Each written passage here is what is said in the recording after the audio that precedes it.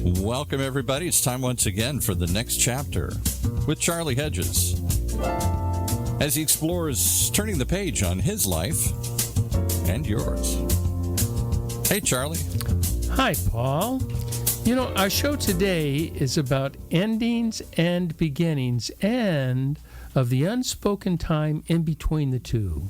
As we all know, life is one long journey of beginnings and endings. Projects, careers, marriages, life itself all have an end. Now, beginnings are typically both challenging and inspiring.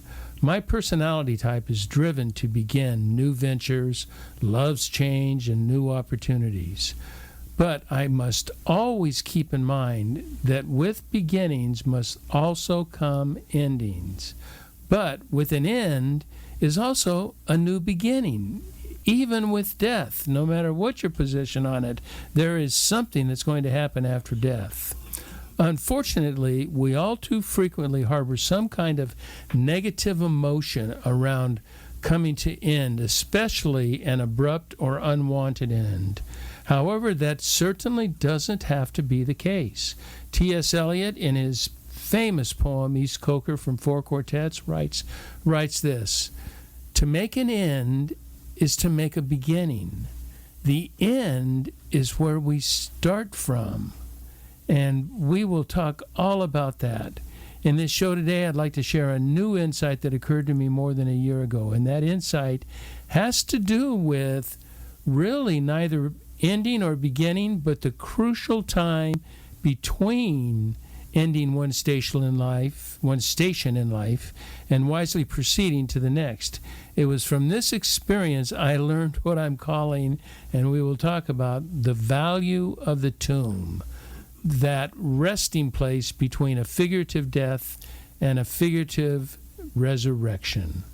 Today, producer Paul and I will be spending our time talking about lessons from the tomb. So just from that introduction, what do you think, Paul?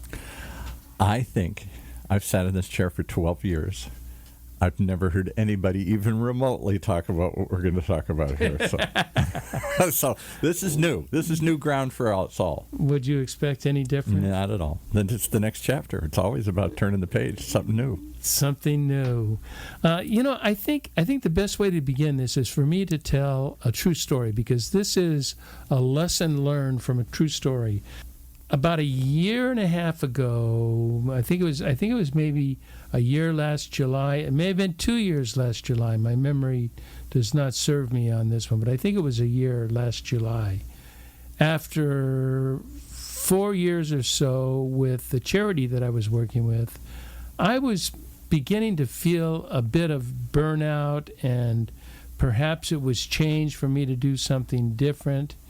And I pondered, do I resign? What do I do? And it just, after lots and lots of thoughts, this was not just, a 1 week or 1 month thought. This was several months. And I said, I think I've just reached the point that I can't continue. And so I was forced to resign, not forced by someone else, but forced by my own calling. And I think it had to be a bit of fatigue and a bit of what we might call burnout. It was a very difficult decision for me, and it was difficult for the leadership of the organization because I am so immersed in far too many programs and corporate positions, such as vice president of the board.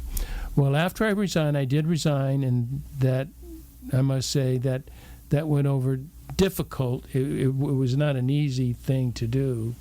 I was asked by the chairman of the board and the CEO not to tell anybody about my resignation for a week, so the nonprofit could prepare an explanation and a bit of a succession plan. And I agreed to that, and I spoke to nobody about my resignation for a week. It all just stayed in my mind. I spoke to my wife, and then after 4 or 5 days of pondering, I decided to speak to my priest. And my priest gave me some incredible ideas.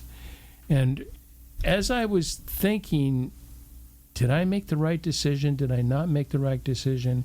He says, Charlie, in the paradigm of Jesus' death, resurrection, and ascension, there's one really forgotten area that we don't talk about, and it's barely written about in Scripture, and it's in Roman Catholic theology and other mainline tradition theology, and that is in between the burial and the resurrection were 3 days in the tomb. What happened in those 3 days in the tomb? And the 3 days in the tomb is what is called, now Protestants don't endorse this, but there's plenty of iconic images on this and writing on this in the Episcopal and Catholic Church. And it's called the harrowing of hell, where St. Peter says that Jesus went down and preached to the prisons in hell. And there is this famous icon of Jesus pulling Adam and Eve and other people out of hell and taking them into heaven. So Jesus was doing some kind of work. Now, that's not necessarily biblical, other than Peter saying that he went to hell to preach to the prisoners. Is that where they get the term "to hell and back"? He went to hell and back. Maybe. I knew you'd get us off track. That was a good. It's a good question. I wouldn't be surprised if that's where they get the tomb. But what I went through, and this is really important, folks. What I really went through was a crushing time of death, of resignation. And it was difficult because I so loved the organization, but it had just gotten to a point where I was doing so many things that it was very difficult for me. And had not the chairman of the board, dear Pete Callahan, had he not asked me to wait a week before saying anything to anybody so the word didn't get out, what he didn't anticipate was the keen result of what happened from that. It gave me a week to ponder. It gave me a week to ponder and reflect without bitching and moaning and whining and giving all of these excuses and only supporting my presupposed concepts, only supporting that and making it stronger. Rather, I was forced to deal with the positives and the negatives. And as a result, and I'm calling that my tomb experience, I was a week in the tomb. And as a result of being a week in the tomb, I met with the CEO a couple times, and we chatted about things, and we came up with a conclusion. What if we change your role? What if we make your role where you are not quite so busy doing so many things, and we create boundaries, and we just tap right into your strength area and say, this is the way you would serve the organization. And Paul, I got to tell you, it made all the difference in the world. Had I not had that time in the tomb, I would never have gotten there. I would be resigned today. And I would probably be regretting it. But who knows? One cannot anticipate the future. But I think there is a time in major decisions, especially in quitting and beginning something new, that there is a time of reflection. Even if you're totally prepared and you have a new job set up or a new situation set up and you're ready to move into it, there is a time of silent reflection for 3, 4, 5 days that is so rewarding. Does that ring any bells with you? I don't know. I've got to think about this now. Here's my two reactions. One, I don't think many people do that. We tend to change. I don't. This was the first time it was brought upon me. Think about when you quit a job or retire or get married or make some major change. It's like you may think about it, you may even sort of anticipate it and plan a little bit, but you sort of jump and do it. You get married, you quit, you go move, you do something, and then there's that rebuilding process. I find most people, and I see the same thing when death comes. Hurry up, a million things you got to do. When my parents died, immediately were Catholic. There's ceremonies, there's things, there's burials, there's expenses, there's bills. We didn't have time to stop. It was only later that it hit me. And that's when you get this kind of depression. Right. You go through the that stages delayed of grief. effect comes later. Yeah. You're sad, you're up, but there's things to be done in the moment. I'm moving. Somebody just died. Something happened, and there's things to be done. It isn't till later till you kind of get settled in. They're gone. I'm here. Something's changed. That reflection kicks in. At that point, it's kind of too late. You've already made all the choices. You can't go back. And so to have that in between space, I'm going to take a few days and reflect. I mean, who gets a chance to do that in everything when you change? Most people don't. And most people. No, I think I might. We think we that. don't. Yeah. Yeah, I think you probably do have 2, 3, 4 days. Even in funerals, there's certain things you have to do. I mean, we have certain obligations. Right. But with you got to most notify situations, people. You got to call the bank. You got to prepare the funeral arrangements. Bills have to be sorted out. And is the world going to fall apart if you wait 3 days? Boy, it sure feels like it. It feels like it, but it's not. Yeah. And to ponder and take in what is the emotive response, what is your logical, physical response, and it gives you time to just think about it, and maybe not even, when you reflect on it, I think there's an idea of reflecting. That's all you're thinking about. Yeah. Reflecting doesn't have to be that. Reflecting can be on something totally different, takes your mind off of it, but your mind subconsciously is always working on it no matter what. Right. Maybe not consciously working on it. And it gives you an opportunity, I think, to make wiser choices. Well, like on a simpler example, you get mad at somebody. You said this once, and your immediate answer is to jump in and type a reply or call them up or do something in the moment. Blah, blah, blah, blah, blah. And they always say, count to 10. Wait till tomorrow. I think you told me once how you were ready. Wait till tomorrow. Yeah, you did something, you typed it all up, you were mad about something, and then the next day you looked at it again and you're like, okay, I'm glad I didn't send that. Yeah, I also send it many times to my wife to have her. Yeah, okay. Oh, yeah, to have her impression. What did this sound like? Because I think we do have a tendency, when you leap, you just jump. Whatever the change is, it's hard for most of us to change, not for you, but for most of us, it's very difficult to make a change. It's very traumatic. It's very stressful. Any kind of change, good or bad. And then when we finally do it, no going back, no thinking about it. It's done. It's over. On to the next thing. There isn't that in between. There is no time in the tomb. There is no 3-day. Look at Charles, that we're doing this in the middle of September in 2022. We just lost Queen Elizabeth, longest-serving monarch in Western history here.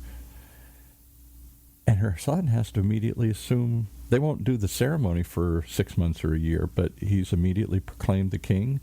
The queen is dead. God live the king. There's something has to immediately happen here. There can't be an interregnum. There can't be a period in between one reign and another. So we're not set up as society to accept that pause in between changes. When you quit a job, most people don't wait a week or two to go start the new job. They start right away. I wonder what the success rate is of that. I don't know. I know the divorce rate is second divorces have a much higher rate of divorce. I've heard that. I mean, second marriages have a much higher rate. I think it goes from 50 to 75%. Because is it the boomerang effect? Is it the rebound? Is it something you just immediately jump into something without considering it? I see the value in this. I think we have, the show may turn into a bit, we'll talk about the tomb between major life decisions, especially endings and beginnings. Which I love, death, tomb, resurrection. That is something I plan to write on. I hadn't thought about, I'm Catholic, cradle to grave Catholic here, and I know this story of Jesus laid in the tomb for 3 days. I never heard anybody talk about, I never thought about what happens in those days. I don't know, he's just on ice, waiting for the next thing. I'll tell you, I'm going to take you a little off for a second and see if you like this direction. If not, we'll come back. My favorite word in the English language is liminal. It's a word that doesn't get used very often, liminal. And I learned it in screenwriting because every movie in the world is about that liminal in-between space. You're coming of age. You're not a boy. You're not a man. You're a boy. That awkward in-between stage. You're on a train trip. You're trying to get from here to there. You're on a journey from this to this. And so the movie begins with the journey, and then there's an ending to the movie. You arrive, you make it, or you don't, whatever. But and the movie is all about that in-between awkward space. I don't know where I'm going. I don't know what to do. I don't know how to get there. I don't know if I'm going to make it. That conflict, it's a very conflicted period, and yet every movie is basically about that in-between space. You're trapped on an island, you're waiting to get rescued, you're in an airplane and waiting to land, you're waiting for something, waiting to get married, you're trying to chase the girl, you're trying to do something. And yet none of us like to be in that liminal space. That's a very uncomfortable space between this and there, between here and there. We want to be either here or there. Beginning or end? That's interesting. You know, when I left college, I had a decade of liminal space. Yeah, I didn't know it was that long, but I know you did that. Yeah. It was a decade of liminal space of doing things that I thought were productive, but they were not to my higher calling. Mm-hmm. And it was not until 30 years old I had a higher calling, and I went back and got my degrees and pursued a job in ministry and then a job in business. And one of those things you told me about was hitchhiking across the country. That's a liminal journey. You're no longer there, but you're no longer here. You're on the way to becoming something. You're on a journey from one point to another. So you had lots of adventures and lots of things along the way, but it can't. The other thing is that liminal space can't last for long.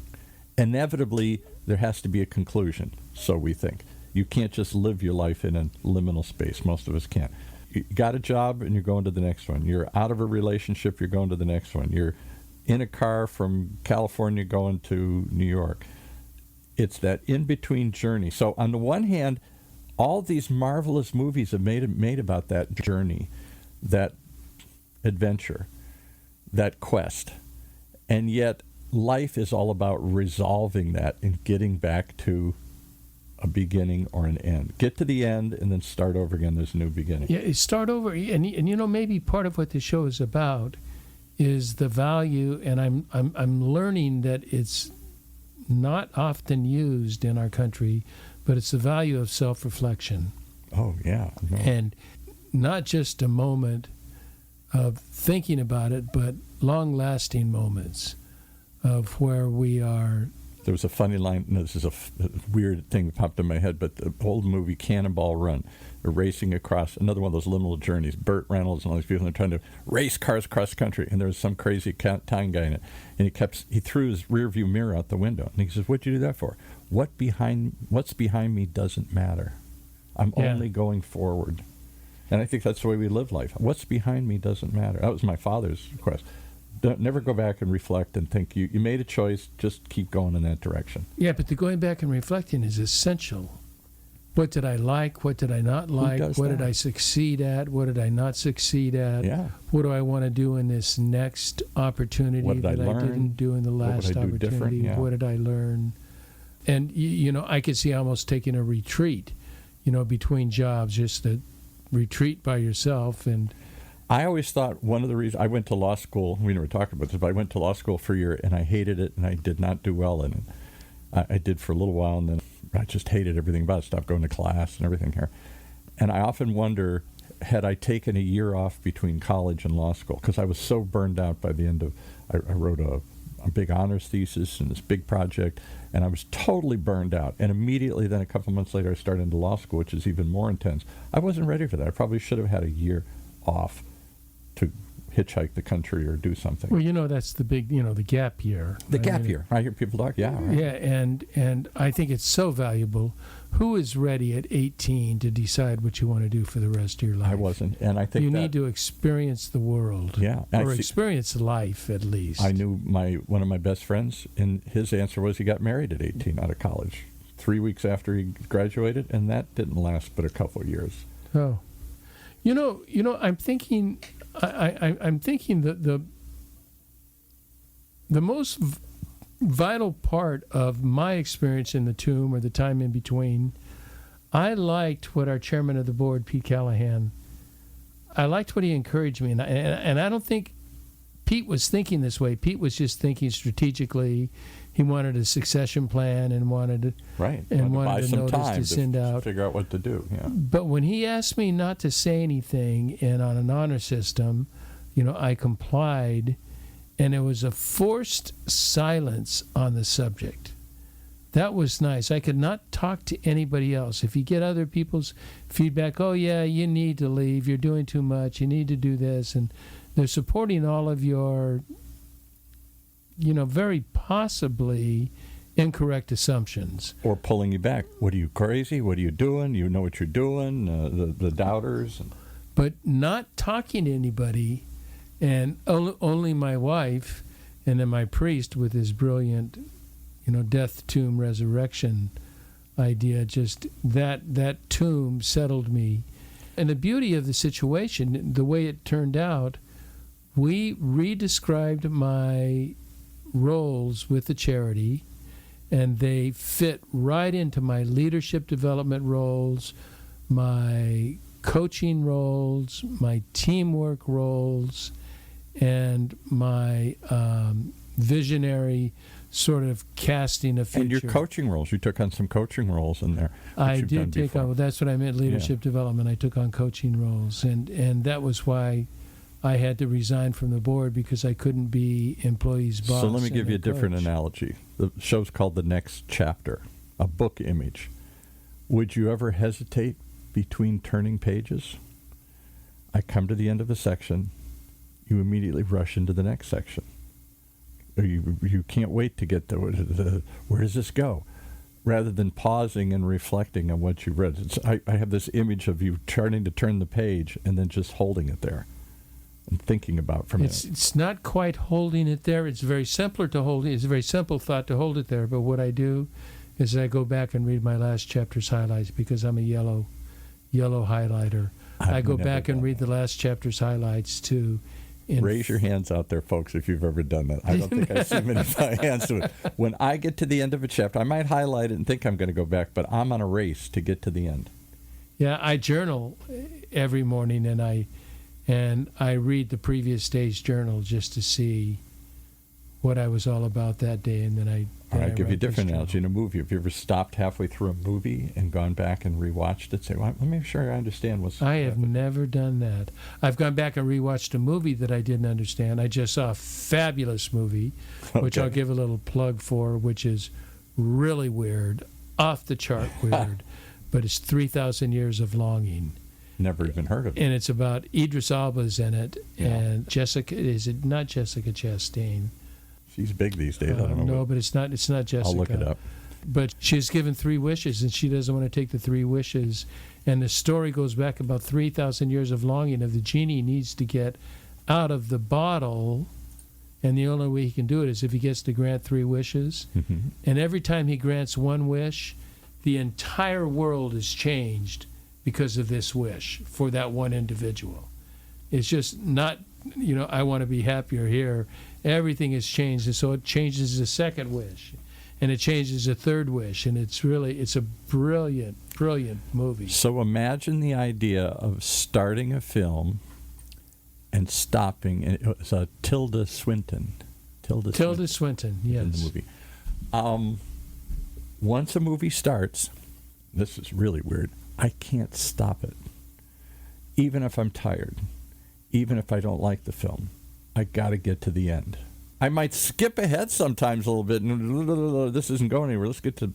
But I can never stop and go back. I can't put it on pause. Oh, I may go back a little bit. And one thing we do if we're doing a new season on a show, we always go back and watch the last episode, if not the last 2 episodes of the previous season, so we're caught up. You're already living a reflective life. You're reflecting, going back at the book and reflecting what you did, taking a pause between a change to think about it and reflect. My hat's off to you. I honestly don't think I've ever done that. I might struggle to make a change. Lord knows I've struggled to make changes in my life. But once I do, I go forward. Once I start the change, once I start the momentum, once I start the movie, I'm on a race till it ends, to the next point. I think there's another value that comes into play here. I hadn't intended on values emerging, like reflection, but also is patience.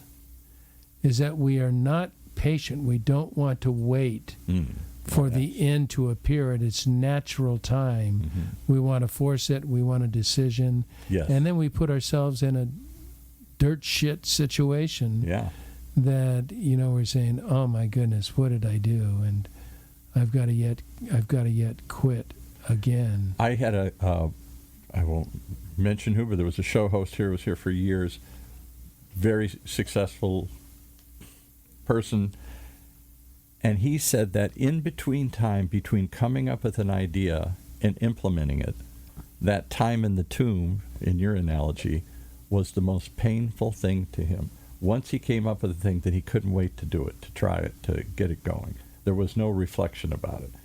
Yes, let's go. Boom, perfect. And do you know the chaos that causes? Do you know seriously, because I've seen leaders like that. Do you know the organizational chaos that goes on? Because new initiatives require lots of infrastructure. Mm-hmm. And they are not prepared. They just say, let's start this new thing and then we'll figure out the infrastructure on the way. Mm-hmm. And it turns out to be a cluster.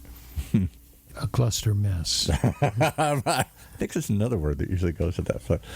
So you've brought up something, 3 days in the tomb, the power of pause, that in-between period between here and there. You've made a decision. Now you put it on pause for a moment before you put it into practice, before you start. You take a hiatus. You take like they do in scholars, a sabbatical in between this and that. A very brief, albeit very brief. Yeah, sabbatical. But whatever it is, you take that gap year between college and starting something. Oh, yeah. You do something that lets you to just breathe, reflect, and then move forward. Rather than our knee-jerk reaction, I struggle to change, and when I finally do, I'm all in. I go as fast as I can. Once I start the movie, I want to race to the end. Well, race to the end, but then what are you going to do after you get the end? Well, you said life is about beginning and ends, and I think that's the way my life has been. I'm always beginning something new, and then at some point, they all seem to come to an end, or many of them come to an end. Yeah, it's like the Myers-Briggs difference between the types, the P and the J. The J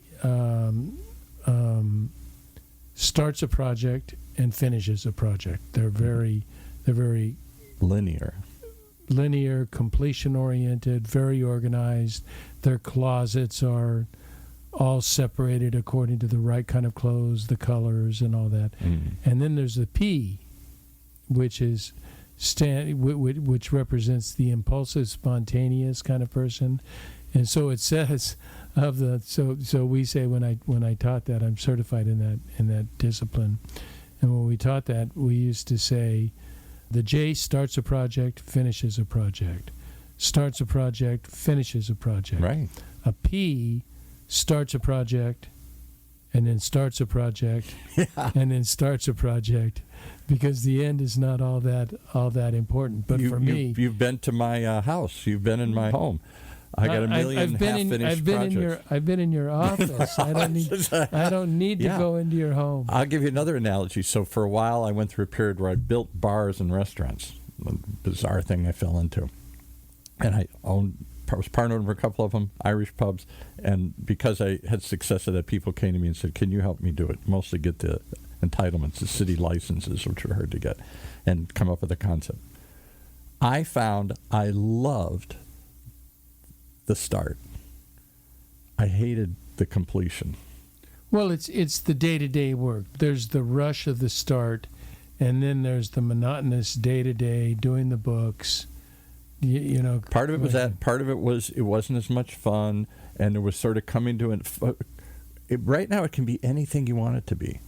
Once it starts to come together, then we've made a decision. It's only going to be this. Should we go back and do it? No. It's gonna forming be an this. identity. Forming, and so you're losing options. It's taking shape. It can't be anything anymore. The great Alfred Hitchcock, I'm such a film buff as you are, supposedly said he thought through every movie in his mind. And he said, I loved creating them. He said, I hated shooting them.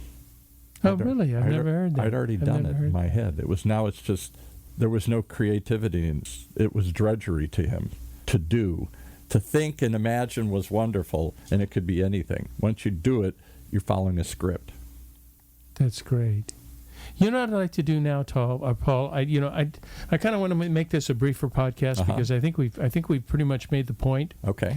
And I want to encourage listeners to, even if you're not Christian, the events proceeded as they were, at least in the text, and that there is not just a death, resurrection, and ascension. They didn't happen in a 5-day period.